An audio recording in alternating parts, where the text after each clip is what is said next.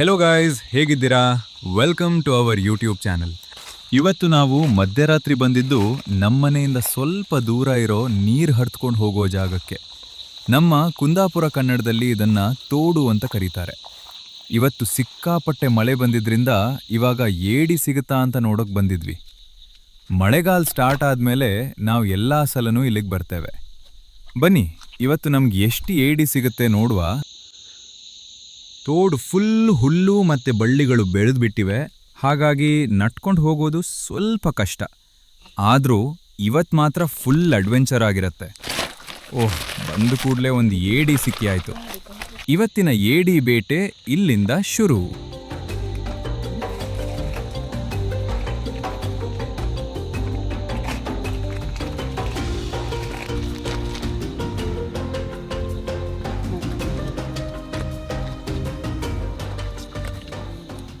ಎರಡು ಏಡಿ ಸಿಕ್ಕಿ ಆಯಿತು. ಇನ್ನು ಮುಂದೆ ಮುಂದೆ ಹೋಗ್ತಾ ಎಷ್ಟು ಸಿಗುತ್ತೆ ಅಂತ ನೋಡುವ. ಇವಾಗ ಮಳೆ ಸ್ಟಾರ್ಟ್ ಆಗಿದೆ ಅಷ್ಟೆ, ಆದ್ದರಿಂದ ನೀರು ಹರಿದ್ಕೊಂಡು ಹೋಗ್ತಾ ಇಲ್ಲ. ಅಲ್ಲಲ್ಲಿ ಹೊಂಡ ಇರುವಲ್ಲಿ ಮಾತ್ರ ನೀರು ನಿಂತಿದೆ. ಆದ್ದರಿಂದ ನಮ್ಗೆ ಏಡಿ ಹಿಡಿಯೋಕೆ ಈಸಿ, ಯಾಕಂದರೆ ನೀರು ಜಾಸ್ತಿ ಇದ್ದಾಗ ಏಡಿ ಇರೋದು ಸರಿಯಾಗಿ ತೋರಲ್ಲ. ಇವಾಗ ಗಿಡದ ಅಡಿಯಲ್ಲಿ ಹಾಗೂ ಎಲೆಗಳ ನಡುವೆ ಏಡಿ ಇದೆಯಾ ಅಂತ ಹುಡುಕ್ತಾ ಇದ್ವೆ. ಹೆಚ್ಚಾಗಿ ಏಡಿಗಳು ಕ್ಲೀನ್ ನೀರಲ್ಲಿ ಇರಲ್ಲ, ಎಲೆಗಳ ನಡುವೆ ಅಡಗಿ ಕುಡ್ತಿರ್ತವೆ. ನೀರು ಕಮ್ಮಿ ಆಗ್ತಾ ಇದ್ದ ಹಾಗೆ ಅವು ಬಿಲದಲ್ಲಿ ಹೋಗಿ ಸೇರಿಕೊಳ್ತವೆ. ಈಗ ನಾವು 3 ಜನ ಫ್ರೆಂಡ್ಸ್ ಮಾತ್ರ ಬಂದಿದ್ವಿ. ಮೊದಲು ತುಂಬ ಜನ ಫ್ರೆಂಡ್ಸ್ ಬರ್ತಿದ್ವಿ, ಆದರೆ ಇವತ್ತು ನಾವು 3 ಜನ ಡ್ಯೂಟಿ ಮುಗಿಸಿ ಮನೆಗೆ ಬರುವಾಗಲೇ 11 ಗಂಟೆ 30 ನಿಮಿಷ ಆಗಿತ್ತು. ಸೊ ಉಳ್ದ ಫ್ರೆಂಡ್ಸ್ ಮಲಗಿರ್ತಾರೆ ಅಂತ ನಾವು ಮಾತ್ರ ಬಂದ್ವಿ. ನೋಡಿ, ಇನ್ನೊಂದು ಏಡಿ ಸಿಕ್ತು. ಈ ಏಡಿಯಲ್ಲಿ ಮರಿಗಳಿವೆ. ಮರಿಗಳನ್ನು ನೀರಲ್ಲೇ ಬಿಟ್ಟು ಏಡಿನ ಮಾತ್ರ ಹಿಡಿತೇವೆ ನಾವು. ಈಗ ಸುಮಾರು ಏಡಿಗಳು ಸಿಕ್ಕಿದ್ವು. ಮುಂದೆ ಹೋಗಿ ಇನ್ನೂ ಎಷ್ಟು ಸಿಗುತ್ತೆ ಅಂತ ನೋಡೋಣ.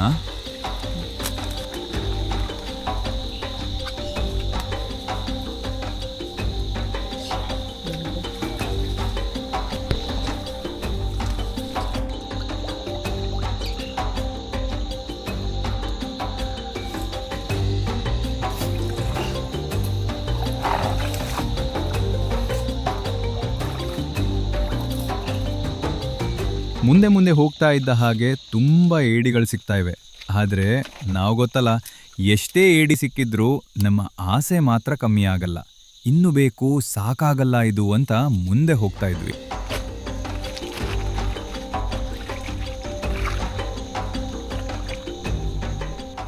ಟೈಮ್ ಸುಮಾರು 1 ಗಂಟೆ ಆಗ್ತಾ ಬಂತು.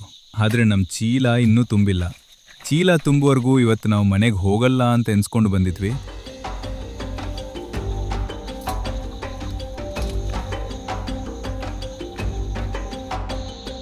ಯಬ್ಬಾ ದೇವ್ರೆ, ನಡೆದು ಸುಸ್ತಾಯಿತು. ಆದರೆ ನಮ್ಮ ಏಡಿ ಹಿಡಿಯೋ ಆಸೆ ಇನ್ನೂ ನಿಲ್ಲಲ್ಲ. ಇವನು ನೋಡಿ, ಒಂದಾದ ಮೇಲೆ ಒಂದು ಅಂತ ಹಿಡ್ತಾನೇ ಇದ್ದಾನೆ.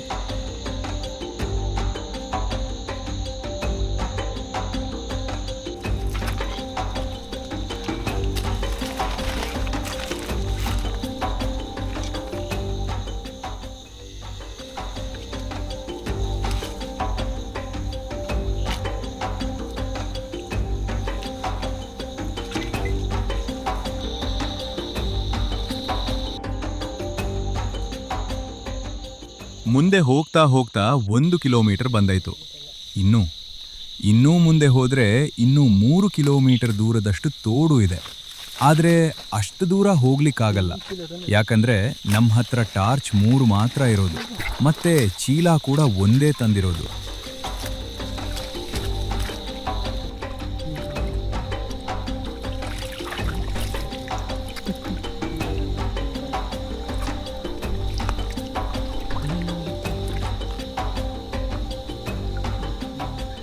ಇಲ್ಲಿ ನೋಡಿ, ನನ್ನ ಕೈಗೂ ಒಂದು ಏಡಿ ಸಿಕ್ತು.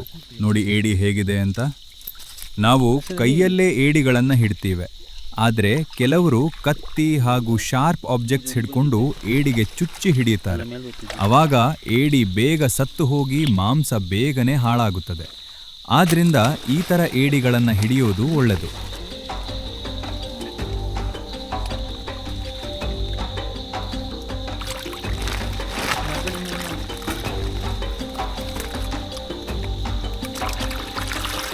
ಇವಾಗ ಚೀಲ ತುಂಬಿದೆ ಹಾಗೂ ಟಾರ್ಚ್ ಬ್ಯಾಟ್ರಿ ಕೂಡ ಲೋ ಆಗ್ತಾ ಇದೆ. ಇನ್ನೊಂದು ಸ್ವಲ್ಪ ಏಡಿಗಳನ್ನು ಹಿಡಿದು ವಾಪಸ್ ಹೋಗೋಣ.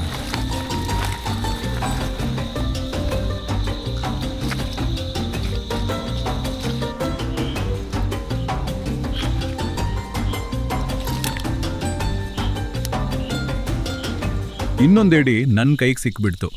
ಆದರೆ ಇದರಲ್ಲಿ ಮರಿಗಳಿವೆ. ಈ ಮರಿಗಳನ್ನು ನೀರಿಗೆ ಬಿಟ್ಟು ಏಡಿನ ಮಾತ್ರ ಚೀಲಕ್ಕೆ ಹಾಕೋಣ.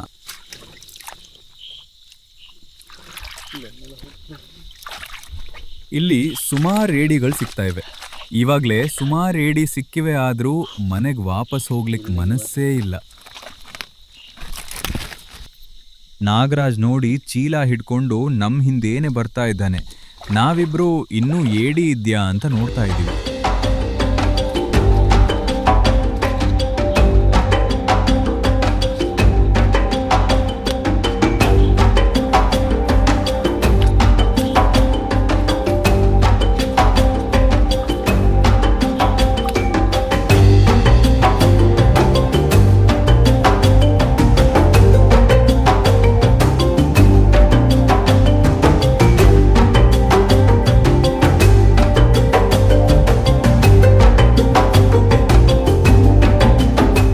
ನಾವು ಇಷ್ಟು ಏಡಿಗಳನ್ನು ಮನೆಗೆ ತಗೊಂಡು ಹೋದರೆ ಮನೆಯವ್ರಿಗೆ ಶಾಕ್ ಆಗೋದಂತೂ ಗ್ಯಾರಂಟಿ. ನಾಳೆ ಮನೇಲಿ ಭರ್ಜರಿ ಬಾಡೂಟ ಮಾಡೋದಂತೂ ಫಿಕ್ಸ್. ಈಗ ಆಲ್ರೆಡಿ ಮಿಡ್ನೈಟ್ ಆಗಾಯಿತು. ನಾಳೆ ಬೆಳಗ್ಗೆ ಡ್ಯೂಟಿ ಬೇರೆ ಇದೆ. ಇಷ್ಟು ಲೇಟ್ ಮನೆಗೆ ಹೋದರೆ ನಾಳೆ ಬೇಗ ಏಳೋದು ಡೌಟೆ. ಏನೇ ಹೇಳಿ, ಇವತ್ತು ನಾವು ಏಡಿ ಹಿಡ್ಲಿಕ್ಕೆ ಬಂದದ್ದು ಸಾರ್ಥಕ. ಇಷ್ಟು ಏಡಿ ಜೀವಮಾನದಲ್ಲೇ ನೋಡಿರಲಿಲ್ಲ. ಏಡಿನ ಹಿಡಿದು ಚೀಲಕ್ಕೆ ಹಾಕ್ ನನ್ನ ಫ್ರೆಂಡ್ಗೆ ಬೆನ್ನೋ ಸ್ಟಾರ್ಟ್ ಆಯ್ತಂತೆ.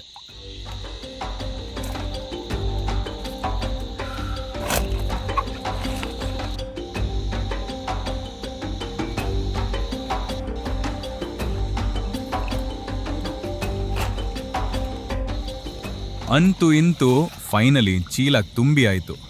ಇದು ನಮ್ಮ ಲಾಸ್ಟ್ ಏಡಿ. ಇನ್ನೂ ಚೀಲದಲ್ಲಿ ಜಾಗ ಇಲ್ಲ. ಈ ಚೀಲವನ್ನು ಬಳ್ಳಿಯಿಂದ ಬಿಗಿಯಾಗಿ ಕಟ್ತಾ ಇದ್ದೇನೆ. ಯಾಕಂದರೆ ಇದು 12 ಕಿಲೋಗ್ರಾಮ್ ಅಂತೂ ತೂಕ ಇದೆ. ಹಾಗಾಗಿ ಹೆಗಲ ಮೇಲೆ ಹೊತ್ಕೊಂಡೇ ಹೋಗಬೇಕು. ಇವಾಗ ನಾವು ವಾಪಸ್ ಮನೆ ಹೋಗ್ತಾ ಇದ್ವಿ. ನನ್ನ ಫ್ರೆಂಡ್ ಚೀಲವನ್ನು ಹೆಗಲ ಮೇಲಿಟ್ಕೊಂಡು ಮುಂದೆ ಹೋಗ್ತಾ ಇದ್ದಾನೆ. ನಮ್ಮ ಅದೃಷ್ಟ ನೋಡಿ, ಮನೆಗೆ ರಿಟರ್ನ್ ಹೋಗುವಾಗ ಕೂಡ 10-12 ಏಡಿಗಳು ಸಿಕ್ಕವು. ಅದನ್ನು ಚೀಲದಲ್ಲಿ ಜಾಗ ಇಲ್ಲ ಅಂತ ಫ್ರೆಂಡ್ನ ಅಂಗಿನ ತೆಗೆಸಿ ಆ ಅಂಗಿಯಲ್ಲೇ ಏಡಿಗಳನ್ನು ತುಂಬಿಕೊಂಡು ಹೋಗ್ತಾ ಇದ್ದೇವೆ.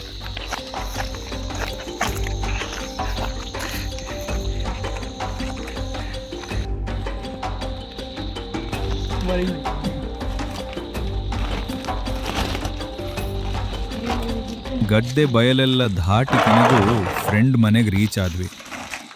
ಇವಾಗ ಚೀಲದಲ್ಲಿರುವ ಏಡಿಗಳನ್ನು ಬಕೆಟ್ ಹಾಗೆ ಟಬ್ಗೆ ಹಾಕಿ ಎಷ್ಟಿದೆ ನೋಡಿದ್ವಿ. ಯಬ್ಬ ದೇವ್ರೆ, ನಾವು ಅಂದ್ಕೊಂಡೇ ಇರಲಿಲ್ಲ ಇಷ್ಟು ಏಡಿಗಳು ಸಿಕ್ತವೆ ಅಂತ. ಒಟ್ಟು ನಮಗೆ 120 ಏಡಿಗಳು ಸಿಕ್ಕಿದ್ವು.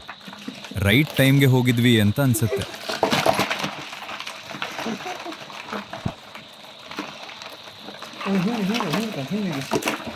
ಸರಿ, ಹಾಗಿದ್ರೆ ನೋಡಿದ್ರಲ್ಲ ಇವತ್ತಿನ ನಮ್ಮ ಏಡಿ ಬೇಟೆನ. ಈ ವಿಡಿಯೋ ನಿಮಗೆ ಇಷ್ಟ ಆಗಿದೆ ಅಂತ ಭಾವಿಸ್ತಾ ಈ ವಿಡಿಯೋವನ್ನು ಇಲ್ಲಿಗೆ ಎಂಡ್ ಮಾಡೋಣ. ಸಿಗುವ ಇನ್ನೊಂದು ವಿಡಿಯೋದಲ್ಲಿ ಇನ್ನೊಂದು ಹೊಸ ಕಂಟೆಂಟ್ ಜೊತೆ. Sign off by tale of trails.